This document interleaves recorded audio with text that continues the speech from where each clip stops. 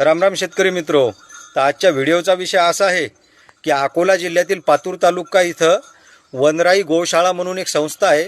तिथं भरपूर गायी येतात, भरपूर गायीचं संगोपन केल्या जाते. तर विषय असा झालता की 2 महिन्याच्या अगोदर 2 ट्रक भरून बैल हे कत्तलीसाठी चालले होते. तर काही गोरक्षक आहे ना, ते ट्रक अडवून त्या बैलाला जीवनदान दिलं आणि ते बैल वनराई गोशाळेमध्ये आणून सोडले. तर आता ते बैल त्या संस्थेला शेतकऱ्याला द्यायचे आहेत. तर कोणत्याही शेतकऱ्याला जर बैल लागत असतील तर तिथला असा नियम आहे की 15,000 रुपये द्यायचे एका जोडीचे आणि 1 वर्षासाठी बैल जोडी घेऊन जायची. तर असा विषय. तर कोणत्याही गरीब दुबळ्या शेतकऱ्याला जे 50-60 हजाराची जोडी घेऊ शकत नाहीत ते आहे ना 15,000 रुपये भरून एका वर्षासाठी तुम्ही बैल जोडी घेऊन जाऊ शकता. बैल चांगले आहेत, शेतीचे कामं चांगले करू शकतात.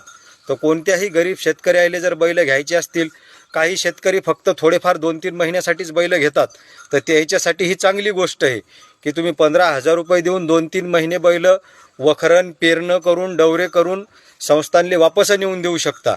तर असं जर कोण्या शेतकऱ्याला जर त्या बैलाची गरज असेल तर वरी दिलेल्या नंबरवर संपर्क करा आणि बैल घेऊन जा. आणि या व्हिडिओला लाईक केलं नाही तरी चालते, फॉलो केलं नाही तरी चालते, पण शेअर जरूर करा, कारण आपल्या बाकीच्या शेतकऱ्यापर्यंत या गोष्टीची माहिती गेली पाहिजे.